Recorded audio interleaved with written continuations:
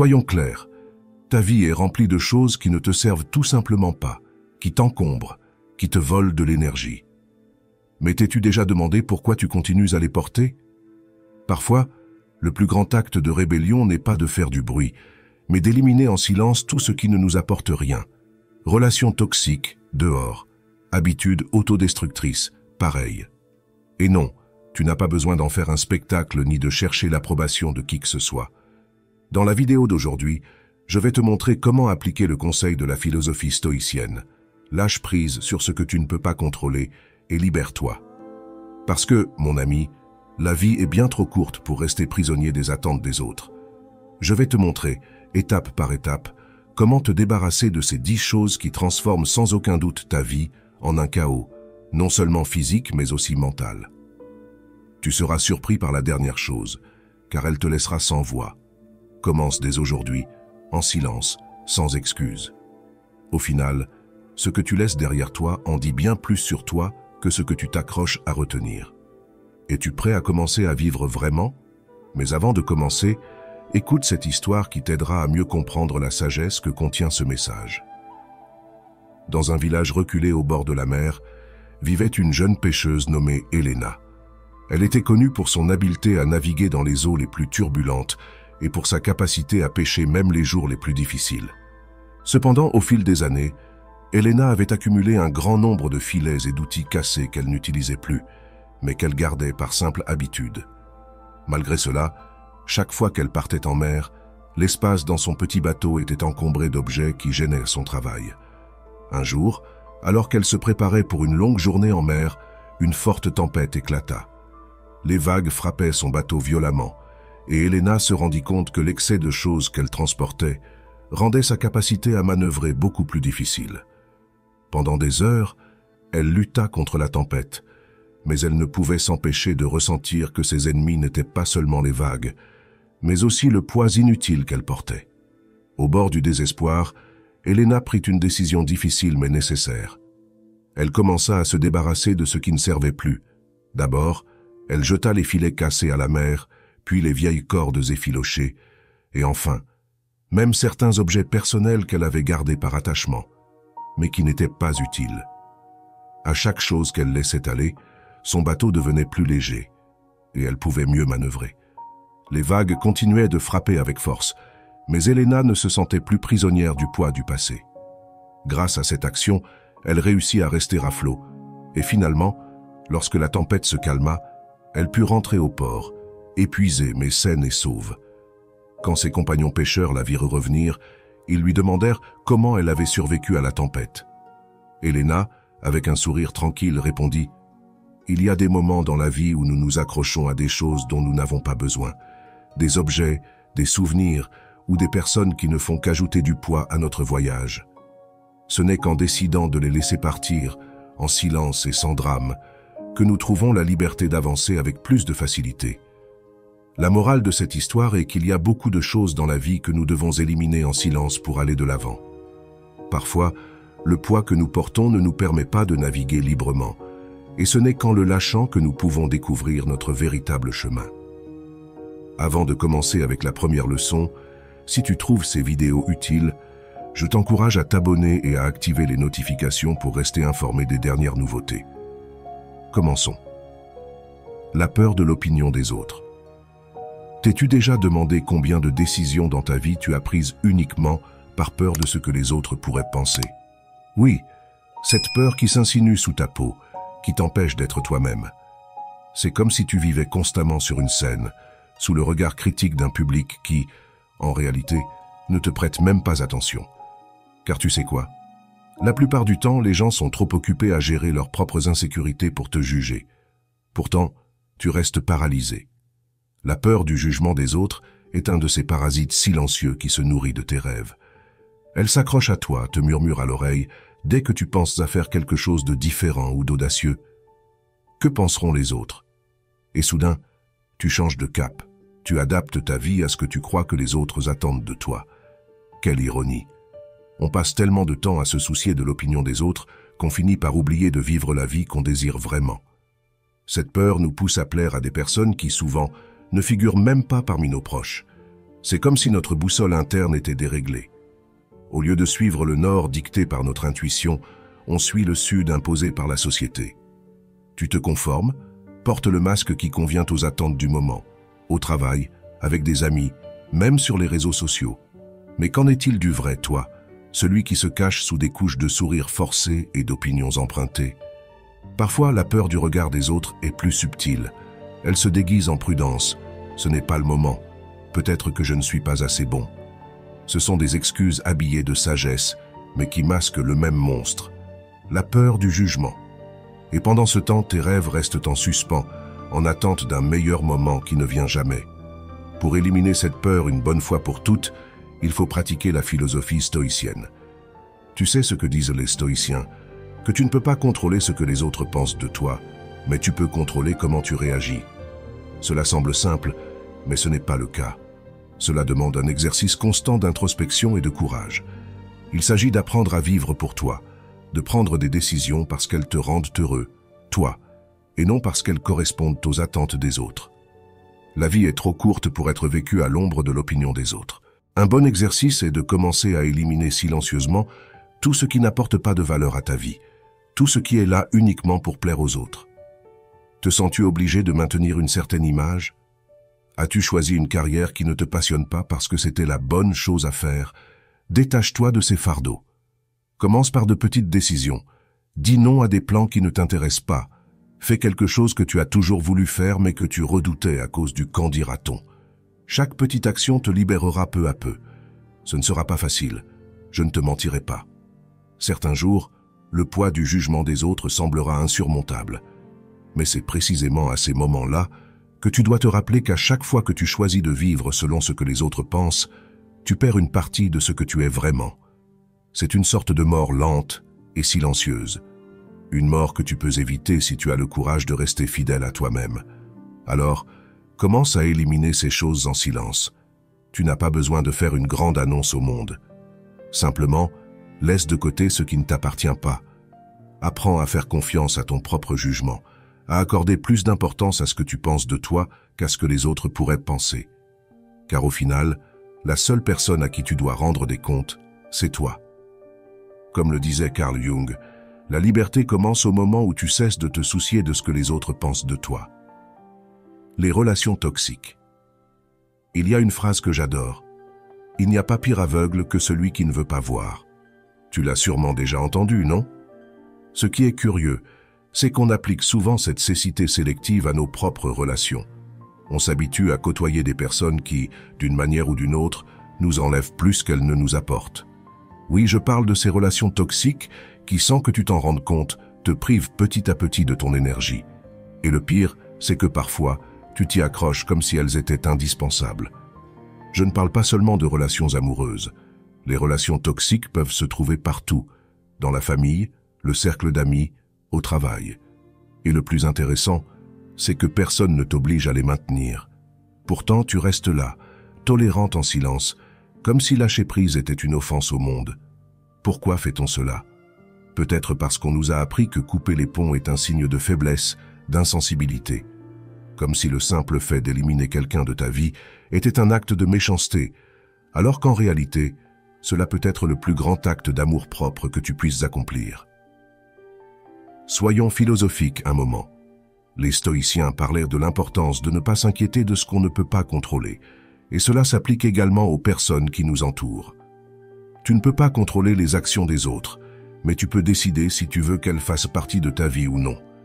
Cela semble simple, mais voici la partie difficile, le faire en silence. Et ne te méprends pas, il ne s'agit pas de vengeance silencieuse ou de se croire supérieur. C'est simplement la décision consciente de ne plus alimenter une relation qui t'épuise. Pense à cela. Tu n'as pas besoin de faire tout un drame pour éliminer ce qui ne te sert pas. Pas besoin de crier sur tous les toits que tu te désintoxiques de certaines personnes. Tu te contentes de lâcher prise, comme quand tu arrêtes d'arroser une plante qui ne fleurit plus. Tu le fais calmement, sachant qu'elle ne fait plus partie de ton jardin, et ce n'est pas grave. La plante continuera son chemin, toi le tien, et tout le monde sera en paix. Cela t'est-il déjà arrivé qu'une personne, bien qu'elle soit proche, te laisse épuiser après avoir passé du temps avec elle? Ce n'est pas qu'elle soit mauvaise, mais son énergie ne s'accorde pas avec la tienne. Et c'est là que réside la clé. Détecter ces signaux. Écoute ton corps, ton esprit. Si chaque interaction avec une certaine personne ressemble à un marathon émotionnel, il est possible que tu sois dans une relation toxique, même si c'est douloureux de l'admettre. C'est là que la stratégie du silence entre en jeu. Réduis peu à peu les interactions. Arrête de chercher ce contact. Prends tes distances. Pas besoin de grands gestes ni de disputes. Tu te contentes de ne plus être disponible. C'est libérateur, crois-moi. Pas parce que tu tournes le dos au monde, mais parce que tu fais passer ton bien-être en priorité. Parfois, l'amour-propre ne consiste pas seulement à dire non à voix haute, mais aussi à dire stop en silence. Alors, comment identifier ces relations? C'est simple. Si chaque fois que tu reçois un message d'une certaine personne, tu ressens un nœud à l'estomac, si passer du temps avec elle te laisse plus épuisé qu'une semaine entière de travail, si tu réalises que c'est toujours toi qui donnes et jamais l'inverse, voilà ta réponse. Et quand cela devient clair, commence le processus d'élimination. Sans drame, sans explications inutiles, tu continues simplement à avancer. Il ne s'agit pas d'être cruel, bien au contraire. Il s'agit de te respecter suffisamment pour ne pas permettre que l'on continue de te vider de l'énergie que tu pourrais consacrer à des personnes ou des activités qui te nourrissent vraiment. La clé est d'être honnête avec toi-même et de mettre ton bien-être au-dessus de la culpabilité ou de la peur de blesser les autres. Garde bien cela en tête, mon ami. Certaines personnes sont comme le vent. Tu les ressens, mais tu ne peux pas t'y accrocher. Il suffit de les laisser passer. Les habitudes destructrices. Parfois, tu te surprends à faire de petites choses qui, si tu y regardes de plus près, ne te mènent nulle part de bon.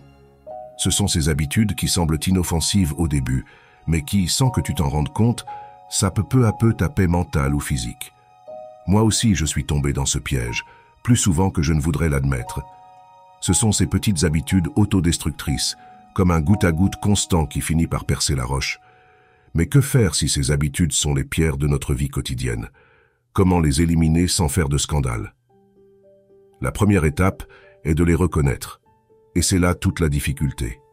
Il est facile de pointer ce qui nous dérange chez les autres, mais quand il s'agit de nous-mêmes, c'est une autre histoire. Tu te lèves le matin, et sans réfléchir, tu attrapes ton téléphone. Pas pour quelque chose d'important, bien sûr, juste par habitude. Comme si ton doigt était programmé pour faire défiler l'écran, avant même que ton cerveau ait eu le temps de se réveiller. Une habitude inoffensive, dirais-tu? Jusqu'à ce que tu réalises que tu as perdu 20 minutes de ta matinée, plongé dans le néant, avec l'esprit saturé avant même d'avoir mis un pied hors du lit. Ce n'est qu'un exemple. On fait cela avec tant de choses. Ce café supplémentaire dont tu n'avais pas vraiment besoin, cette conversation que tu n'aurais pas dû avoir, cette série qui ne t'apporte rien, mais que tu continues à regarder par simple inertie. Ce sont les petites choses qui, avec le temps, creusent un grand trou dans ton bien-être. Maintenant, éliminer ces habitudes, c'est une autre histoire. Soyons honnêtes. Combien de fois t'es-tu promis d'arrêter quelque chose pour finalement le faire encore plus? Comme quand tu te dis « à partir de demain, je m'y mets sérieusement ». Puis demain arrive, et c'est juste un jour de plus rempli d'excuses. C'est là qu'entre en jeu une leçon des stoïciens. Ces philosophes de la Rome antique disaient que les grandes transformations ne se font pas d'un coup, mais par de petits pas, presque imperceptibles. Tu n'as pas besoin de crier sur tous les toits que tu vas changer, ni de faire un grand geste. Il suffit de commencer par observer. La clé, c'est la conscience. Quand tu remarques que ta main va chercher le téléphone sans raison, arrête-toi. Pas besoin de jeter ton téléphone par la fenêtre, bien que cela puisse être cathartique, simplement pose-le. Fais autre chose. Quelque chose d'aussi simple que de respirer profondément ou de t'étirer. Quand tu sens que tu vas pour ta 3e tasse de café, demande-toi si tu en as vraiment besoin ou si c'est juste par habitude. Si c'est par habitude, repose la tasse. Parfois, c'est aussi simple que cela. S'arrêter au bon moment, sans drame, sans grand changement monumental. Éliminer les habitudes autodestructrices ne signifie pas devenir parfait du jour au lendemain. Nous avons tous nos petites batailles internes, et c'est normal. L'essentiel est de les aborder avec une stratégie simple, le silence et la constance. Comme une goutte d'eau qui, au lieu d'user, polit doucement. Et si tu as l'impression de ne pas avancer, pense à ceci. Ce qui est aujourd'hui un petit effort deviendra avec le temps une grande victoire. Tu ne le remarqueras peut-être pas tout de suite, mais c'est comme planter une graine et l'oublier, jusqu'au jour où, sans bruit, un arbre a poussé. Il en va de même pour ces petits changements. Alors, la prochaine fois que tu identifies une de ces habitudes qui te prennent plus qu'elles ne te donnent, élimine-la en silence. Pas besoin de l'annoncer ou de faire tout un spectacle. Laisse-la simplement partir, pas à pas, goutte à goutte. Comme le disait Épictète, le véritable changement ne fait pas de bruit, il se produit simplement. Le désir de tout contrôler. As-tu déjà ressenti que si tu ne contrôlais pas absolument tout ce qui t'entoure, le monde s'effondrerait? Pas de panique, je te comprends. On aime penser que si l'on organise tout au millimètre, si l'on prévoit chaque détail, la vie fonctionnera comme une machine parfaitement huilée, sans faille. Quelle idée absurde, non? Pourtant, nous sommes là, pris dans ce jeu mental, convaincus que nous pouvons tout maîtriser. C'est un piège, une illusion. Et le pire, c'est que plus on essaie de s'accrocher au contrôle, plus on a l'impression de perdre pied. Alors, laisse-moi te poser une question. Et si tu abandonnais cette obsession de tout contrôler? Tu sais, cette manie de vouloir que tout soit exactement comme tu l'as imaginé. Le désir de tout contrôler n'est rien d'autre qu'une prison mentale, une que nous construisons brique par brique à chaque fois que nous pensons que, si nous nous efforçons suffisamment, tout se passera exactement comme prévu. Mais tu sais quoi? L'univers ne fonctionne pas ainsi. Et la philosophie stoïcienne, cette sagesse ancienne toujours d'actualité, nous enseigne que la clé n'est pas de contrôler ce qui nous échappe, mais de lâcher prise et de nous concentrer sur ce qui dépend réellement de nous. Pense-y. Nous essayons de contrôler le temps, les opinions des autres, leurs réactions, les résultats. Tout cela est en dehors de notre portée. C'est comme essayer de retenir les vagues avec les mains. Un non-sens. Mais nous le faisons constamment. Et à chaque fois que quelque chose ne se passe pas comme prévu, nous sommes frustrés, en colère. Comme si c'était une injustice cosmique. Quelle ironie, n'est-ce pas? Imagine que tu avances dans la vie avec un sac à dos. Chaque fois que tu essaies de contrôler quelque chose qui est hors de ta portée, tu y mets une pierre. Au début, cela ne semble pas trop gênant. Mais avec le temps, le sac devient de plus en plus lourd, jusqu'à t'écraser.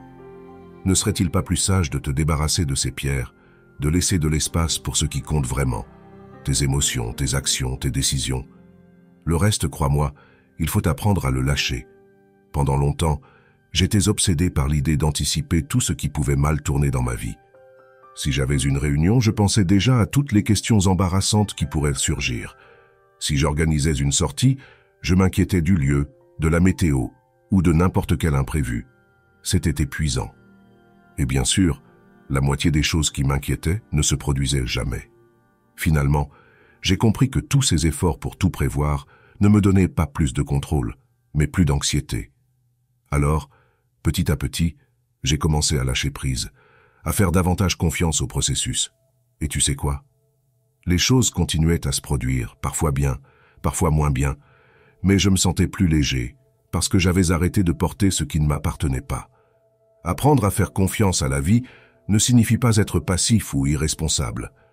Cela demande une certaine maturité, celle d'accepter que certaines choses échappent à notre contrôle, et que c'est parfaitement normal.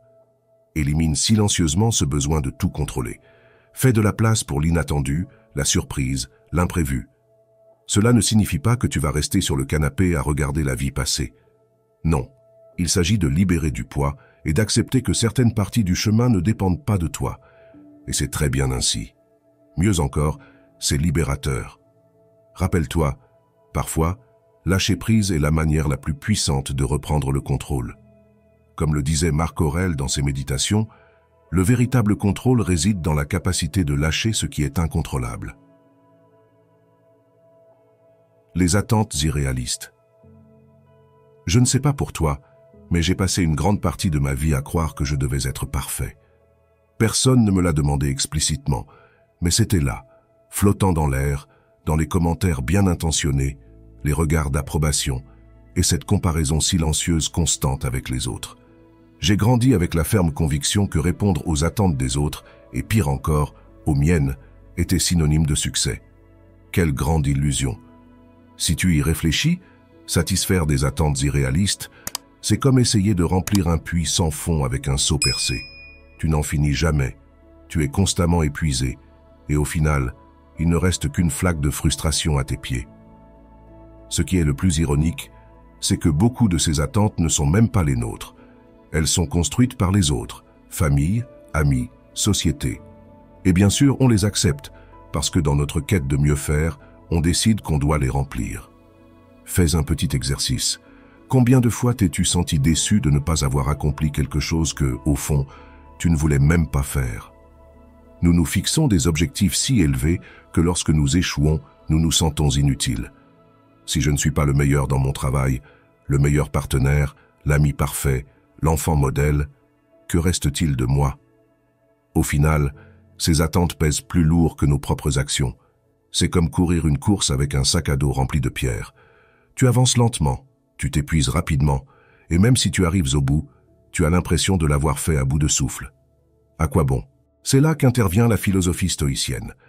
Selon les stoïciens, tu ne peux pas contrôler ce que les autres pensent de toi, ni garantir que l'univers conspirera en ta faveur.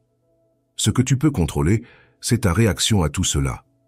La clé, donc, est de réduire la charge. Allège-toi de ces attentes qui t'étouffent.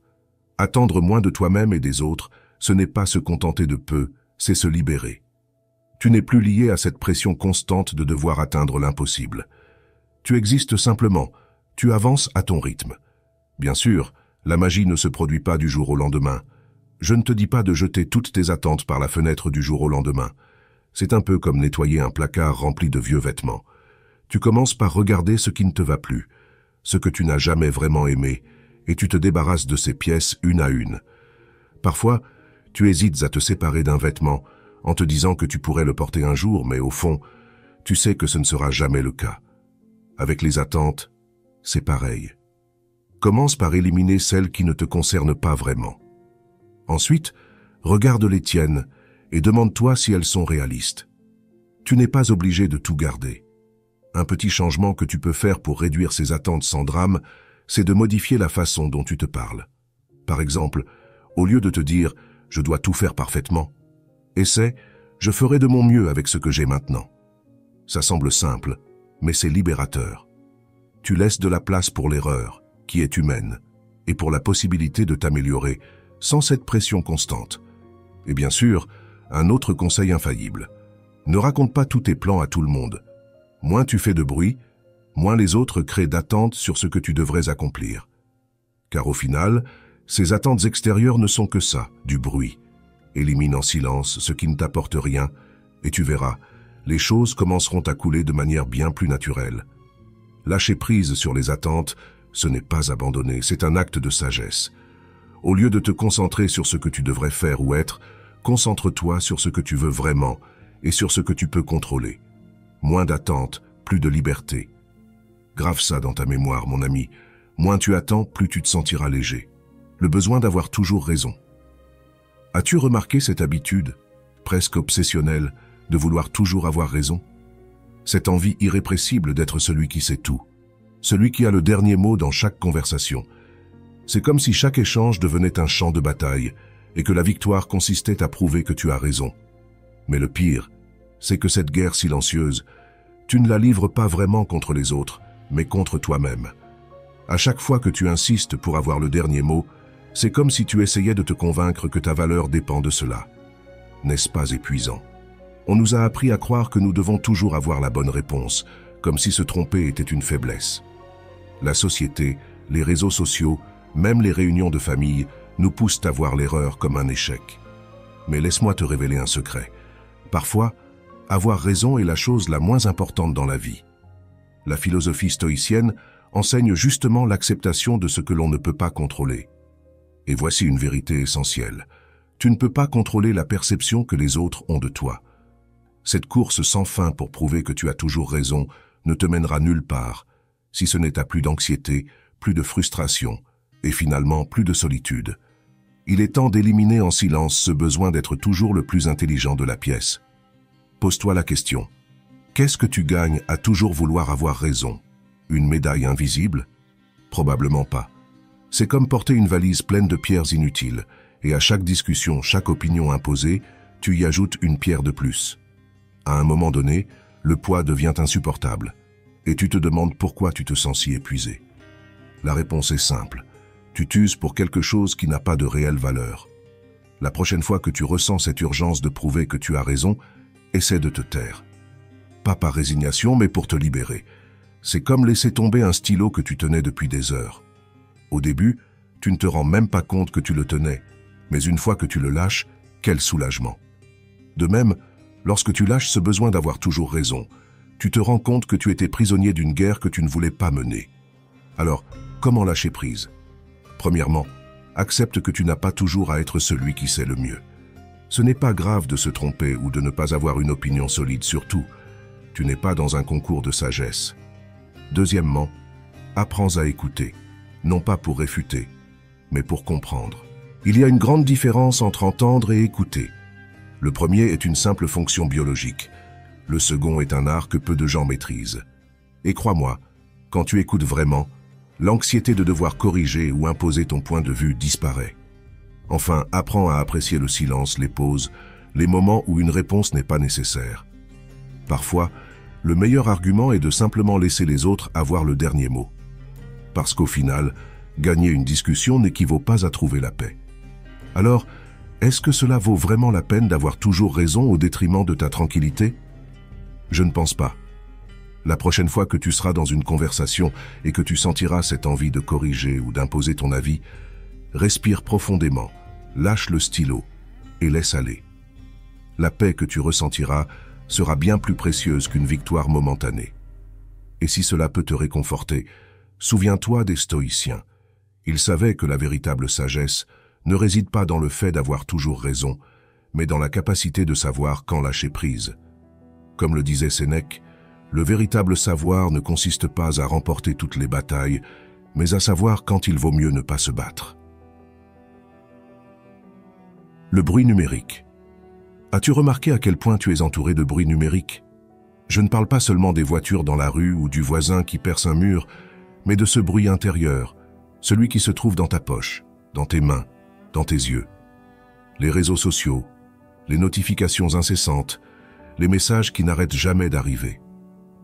Tout semble conçu pour te distraire, pour te maintenir dans un état d'alerte constant. Et là, tu penses que tu as le contrôle, alors qu'en réalité, c'est le chaos numérique qui te contrôle. La vérité, c'est que nous vivons à une époque où le silence est un luxe. Mais ce luxe n'est pas aussi inaccessible que tu le crois.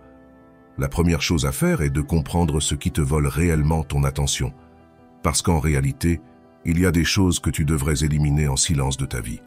Et oui, c'est possible, même si ce n'est pas toujours évident. Soyons honnêtes, le chaos numérique ne disparaît pas simplement en fermant une application. Ce serait comme essayer d'éteindre un incendie avec un verre d'eau. Ce dont tu as besoin, c'est d'une approche plus radicale, comme ces stoïciens qui savaient que la paix intérieure est ce qui compte le plus. Et cela, tu ne l'obtiens pas en te laissant emporter par la vague des notifications. Alors, quelles sont ces choses que tu devrais éliminer en silence? Les réseaux sociaux, pour commencer.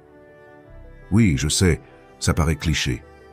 Mais crois-moi, plus tu suis de compte, plus tu crées de bruit. Je ne te dis pas de te déconnecter complètement, mais as-tu vraiment besoin de savoir ce qu'a fait la cousine de l'ami d'un collègue? Élimine sans pitié ce qui ne t'apporte rien. Fais une détox numérique de temps en temps, comme on organise un placard, en se débarrassant de ce qui ne sert plus. Les notifications, ensuite. Pourquoi permets-tu à ton téléphone de t'interrompre toutes les 2 minutes? À chaque vibration ou son de message, ton cerveau sursaute. Cela ne te vole pas seulement du temps, mais aussi de l'énergie mentale. Désactive toutes les notifications non essentielles. Au début, tu ressentiras une certaine anxiété, comme s'il te manquait quelque chose. Mais rapidement, tu te rendras compte du bien-être que procure le fait de reprendre le contrôle de quand et comment tu utilises ton téléphone. Le FOMO, Fear of Missing Out, ou la peur de manquer quelque chose, est un autre ennemi moderne. Nous vivons avec cette sensation que si nous ne sommes pas connectés, nous allons rater quelque chose d'important. Mais voici une vérité inconfortable. Ce qui compte vraiment ne se trouve pas sur ton écran.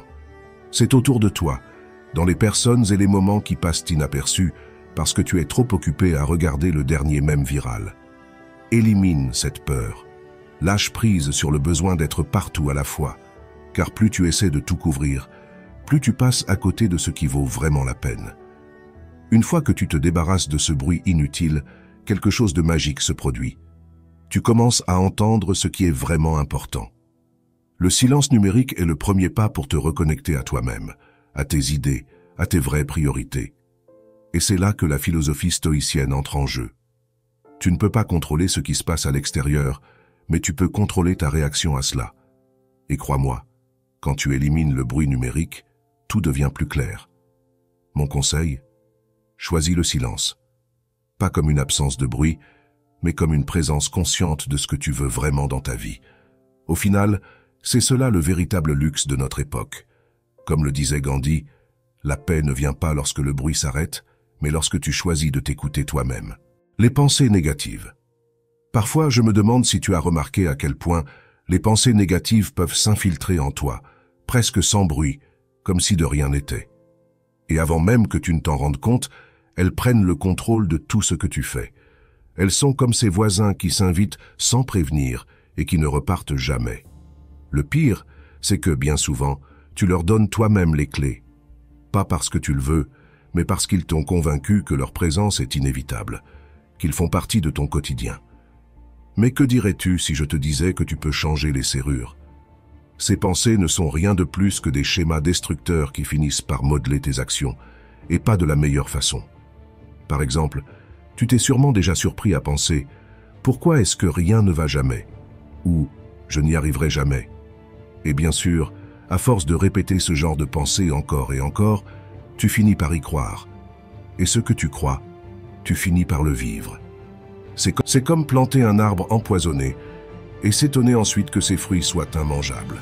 Ce qu'il faut comprendre, c'est que ces pensées négatives ne sont pas nécessairement la réalité.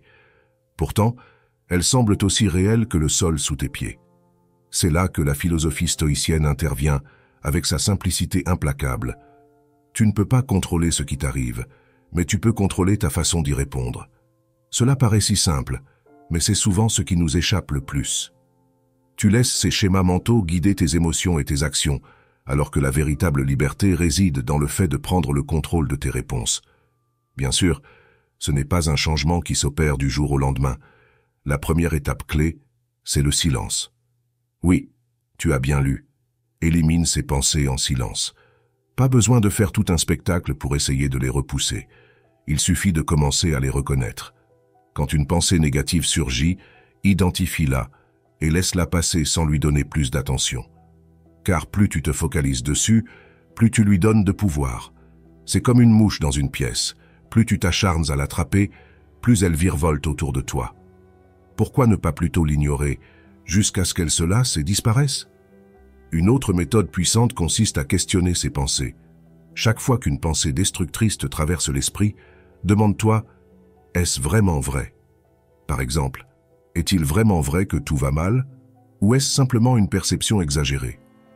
Bien souvent, tu te rendras compte qu'il s'agit d'idées gonflées, sans fondement réel.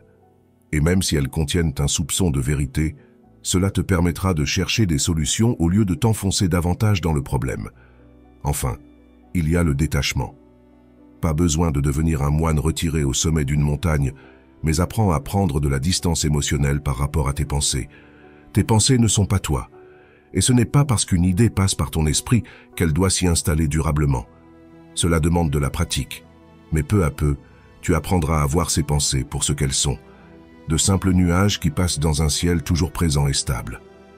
Les pensées négatives sont comme ces petites choses que tu devrais éliminer en silence de ta vie. Pas besoin de faire grand bruit, juste un changement de perspective, un travail de patience et d'introspection. Car au final, ce que tu penses façonne ce que tu fais, et ce que tu fais définit qui tu es.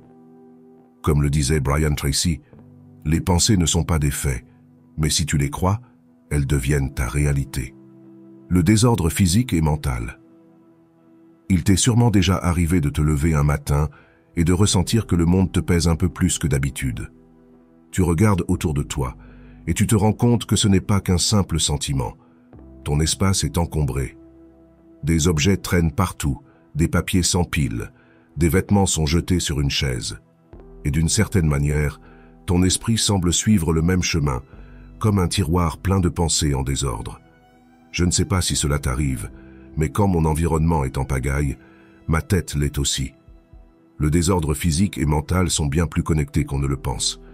Il y a quelque chose de profondément épuisant dans le désordre. Un espace désordonné affecte directement ta clarté mentale. Les stoïciens, eux, prônaient l'importance de se concentrer sur l'essentiel, d'éliminer le superflu. Et si tu réfléchis bien, le désordre est tout l'opposé de cela. C'est tout ce qui est inutile, qui te distrait et te dérange. L'accumulation d'objets ne fait pas qu'occuper un espace physique. Elle consomme aussi de l'énergie mentale. Chaque objet hors de sa place, chaque papier que tu aurais dû jeter il y a des mois, chaque chose qui bloque ton chemin, ce ne sont pas seulement des biens matériels accumulés, mais aussi du bruit. Ce bruit remplit ton esprit de petites tâches en suspens, de soucis auxquels tu n'avais même pas pensé. Tu connais ce sentiment de vouloir ranger quelque chose sans savoir par où commencer? C'est là le piège. Il ne s'agit pas de tout organiser en une seule fois, mais plutôt d'éliminer en silence ce qui ne sert plus. Le premier pas est simple, observe. Regarde autour de toi et demande-toi, ai-je vraiment besoin de tout ça? Si tu n'utilises pas un objet depuis longtemps, il y a de fortes chances que tu n'en aies plus besoin. Mais il ne s'agit pas seulement des objets physiques. Le désordre mental fonctionne de la même manière. Parfois, nous accumulons des pensées, des inquiétudes et des émotions, comme on accumule des objets inutiles. On les garde par habitude, pensant qu'elles pourraient servir un jour, alors qu'en réalité, elles ne font que nous alourdir. Que faire alors? Élimine en silence, petit à petit. Pas besoin de tout transformer en une grande mission. Pas besoin de l'annoncer au monde. Simplement lâche prise. Laisse partir ce qui ne t'est plus utile, que ce soit des objets ou des pensées. Parfois, le silence est le plus grand acte de rébellion dans un monde bruyant. Si certaines personnes dans ta vie te causent du mal-être, si des projets ne te motivent plus, si des pensées ne font que te drainer, débarrasse-t'en. Sans drame, sans explication inutile. Laisse-les simplement partir. Souviens-toi que l'ordre extérieur reflète souvent l'ordre intérieur. Alors, si tu commences à mettre un peu de clarté dans ton environnement, tu verras que peu à peu, cette clarté se reflètera aussi dans ton esprit. Ce n'est pas de la magie, c'est un processus. C'est comme décider de nettoyer un tiroir. Et soudain, tu te sens plus léger. Les stoïciens ne s'embarrassaient pas de l'inutile. Ils savaient que la clé était de se concentrer sur ce qui compte vraiment, et tout le reste, ils le laissaient passer. Nous devrions faire de même. Vivre dans un monde encombré, tant physiquement que mentalement, c'est comme marcher dans un labyrinthe sans sortie. Mais lorsque tu commences à te débarrasser de ce qui ne t'est plus utile, tu découvres que la sortie était là tout le temps, cachée derrière ce qui te pesait. Alors, si tu veux trouver la paix mentale, commence par mettre de l'ordre autour de toi. Fais-le sans précipitation, sans bruit. Élimine en silence, mais de manière constante. Ton esprit te remerciera. Comme le disait Nelson Mandela, quand le bruit s'arrête, l'essentiel devient plus audible. Les comparaisons inutiles. Parfois, je me demande pourquoi nous avons cette tendance à nous comparer aux autres. Allez, ne te cherche pas d'excuses, on le fait tous. Mais dis-moi, crois-tu vraiment que cela sert à quelque chose? C'est comme si tu participais à une course où les autres coureurs ne savent même pas qu'ils sont en compétition avec toi. Et pire encore, ils n'en ont probablement rien à faire. Pendant ce temps, toi, tu es là, dans ta tête, à mesurer chaque pas, chaque faux pas, chaque progrès. Mais pas les tiens, ceux des autres. Se comparer, c'est comme essayer de gagner un concours de chant en utilisant la voix de quelqu'un d'autre. C'est absurde. Tu as ta propre mélodie, ton propre rythme, mais tu insistes pour suivre la partition de quelqu'un d'autre. Le problème, c'est que ce comportement, apparemment inoffensif, mine lentement mais sûrement ton estime de toi. Un jour, tu te réveilles avec ce sentiment. Je ne suis pas assez bon, je ne vais pas assez vite, je ne suis pas assez quoi que ce soit. Tout cela, simplement parce que tu es trop occupé à regarder autour de toi au lieu de te concentrer sur ton propre chemin. La vérité, c'est que la vie n'est pas une course de vitesse, c'est plutôt une traversée en bateau. Toi seul choisis la direction, les escales, le rythme. Mais si tu passes ton temps à observer les voiliers qui passent à côté, tu finis par dévier ton propre cap. Et voici le plus ironique. Pendant que tu regardes le bateau des autres, il est probable que ces mêmes personnes soient en train de faire la même chose avec toi. Voilà à quel point la comparaison est absurde. Tout le monde regarde les autres, mais personne ne profite vraiment de son propre voyage. Alors voici une idée. Arrête de te comparer, en silence. Fais-en une de ces choses que tu élimines de ta vie sans bruit. Comme jeter une vieille chemise que tu ne portes plus. Personne n'a besoin de savoir que tu le fais, mais tu ressentiras la différence. Car se comparer aux autres n'est pas seulement inutile, c'est une forme de trahison envers toi-même. C'est dire à ton moi intérieur qu'il n'est pas suffisant, que tu dois être quelqu'un d'autre pour avoir de la valeur. Mais si tu y réfléchis bien, cette philosophie n'a aucun sens. Les stoïciens le disaient déjà. La seule comparaison valable, c'est avec toi-même, avec la personne que tu étais hier. Alors, que faire quand cette petite voix commence à comparer? La solution n'est pas de la faire taire, car cela ne fera que la rendre plus forte. Au lieu de cela, écoute ce qu'elle dit, mais remets en question la logique. Pourquoi te compares-tu à cette personne en particulier? Qu'est-ce qui te fait sentir inférieur? Ensuite, prends un moment pour te rappeler tout ce que toi tu as accompli. Réfléchis à tes progrès, même les plus petits. Tu serais surpris de voir à quel point il est facile d'oublier tout ce que tu as fait quand tu es constamment en train de regarder les autres. Une autre stratégie efficace est de pratiquer la gratitude. Oui, cela peut sembler cliché, mais crois-moi, cela fonctionne. Sois reconnaissant pour ce que tu as accompli, pour qui tu es. Quand tu te concentres sur ce que tu possèdes déjà, au lieu de ce qui te manque ou de ce que les autres ont, quelque chose change. Soudain, le poids de la comparaison commence à s'alléger et tu te rends compte que le seul chemin qui compte vraiment, c'est le tien. En fin de compte, la vie est trop courte pour perdre du temps à courir une course imaginaire contre les autres. Se comparer ne fait que te détourner de ce qui compte vraiment. Vivre ta vie à ton propre rythme, selon tes propres règles. Et crois-moi, quand tu commences à faire cela, tu découvres à quel point c'est libérateur. Je te laisse avec une réflexion qui m'a beaucoup aidé dans mes moments les plus difficiles. Quand tu cesses de te voir à travers les yeux des autres, tu découvres enfin qui tu es vraiment. Si tu es arrivé jusqu'ici, écris dans les commentaires, dans le silence, tu trouveras la réponse. Je suis impatient de lire tes expériences et tes réussites. Je t'invite à t'abonner, à activer les notifications et à commenter pour que YouTube reconnaisse que ces vidéos sont utiles à des personnes comme toi. Cela nous motive à continuer de créer du contenu similaire à l'avenir. Je te recommande de jeter un œil aux 2 dernières vidéos que nous te suggérons. Je te remercie sincèrement pour ton temps et ton soutien. On se retrouve dans notre prochaine aventure.